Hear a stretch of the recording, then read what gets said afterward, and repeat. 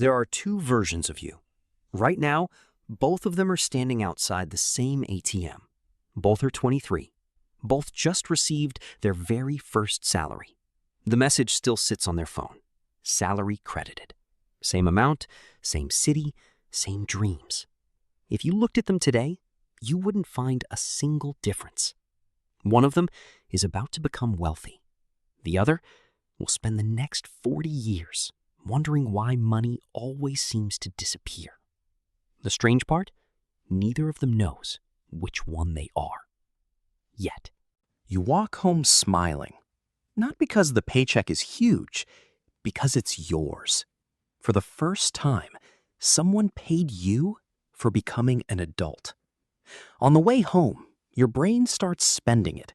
A better phone, dinner with friends, maybe finally replace those shoes you've been wearing for 2 years. Everything feels possible. Then one thought quietly appears. I should start investing. You've heard everyone say it. Start early. Time is everything. Your future self will thank you. So later that night, you download an investing app. Hundreds of companies, thousands of numbers, green arrows, red arrows. Everyone online sounds confident. You don't. After 20 minutes, you buy your first stock. You lean back, feeling strangely proud. You think, I finally started investing. But without realizing it, you've already skipped the most important investment of your entire life. 8 months pass. Life becomes routine.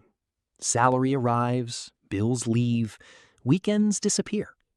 You keep buying investments every month, slowly, quietly. Nothing exciting happens. Until one rainy Tuesday. You're halfway to work when your car suddenly stops. The mechanic barely looks at it. Less than a minute later, he writes one number on a piece of paper and slides it across the desk. You stare at it. 87,300 rupees. You don't argue, you don't negotiate, because you already know you don't have it. Technically, you do. Your investment account has more than that. But opening it means selling everything at a loss. Because the market chose this exact week to fall. Standing inside that tiny repair shop, you realize something that nobody mentioned when they told you to start investing. Sometimes, life doesn't care what your portfolio is worth. It only cares what you can pay today. You don't sell. Not because you're confident, because you can't. Selling today would solve one problem and create another. So, you call your father. You hate making that call. Not because he'll say no, because at 24, you thought you were done asking for help. He doesn't ask questions.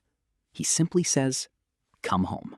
That evening, he walks into his bedroom, opens an old metal cupboard, pulls out a faded envelope.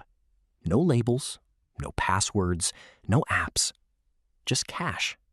He counts it once, hands it to you, and says something you won't fully understand for another 10 years. Investments should never rescue you.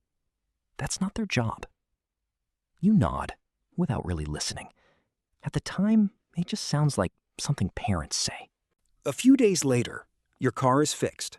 Life returns to normal. But one question refuses to leave. If investing wasn't supposed to save you, then what was? The next payday, something changes. Not on your phone, inside your head. Before opening the investment app, you move a small amount into a different account. No excitement, no charts, no notifications. It almost feels like wasting money because nothing happens. The balance just sits there, week after week, month after month, doing absolutely nothing. Or so it seems. 9 months later, life interrupts you again. Not dramatically, just a cracked phone screen. Normally, this would have become next month's problem. Instead, you pay for it, walk out, and continue your day. No panic, no credit card, no selling investments, no borrowing. On the drive home, something feels different. The problem wasn't smaller. You were. Most people think peace feels exciting. It doesn't. It feels boring, almost forgettable. Because real security doesn't announce itself. It quietly removes the emergencies that used to control your life. And that's when you begin to notice the first investment was never supposed to grow your money. It was supposed to protect your future from your present. The following Friday, you're eating lunch alone. One of your coworkers walks over. He asks a strange question. You filled out the form? You look up. Which form? He stares at you.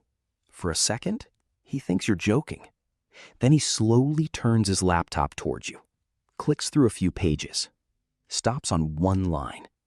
You've been here almost 3 years. Nobody told you? Every month, without realizing it, someone had been willing to add money to your future. Not because you earned more, not because you worked harder, simply because you never asked. Imagine walking through the same office every Friday for years. At the end of the hallway, there's a small table. On that table, an envelope. Your name is written on it. Inside is money. Nobody forces you to take it. Nobody reminds you. Most people walk past it, week after week, year after year. Not because they don't want it, because they never noticed it was there. That evening, you make one small change. Nothing dramatic, just a few numbers inside a form. It takes less than 2 minutes. You close the laptop and completely forget about it. 4 years pass. Nothing extraordinary happens. No headlines, no miracle stock, no viral success story.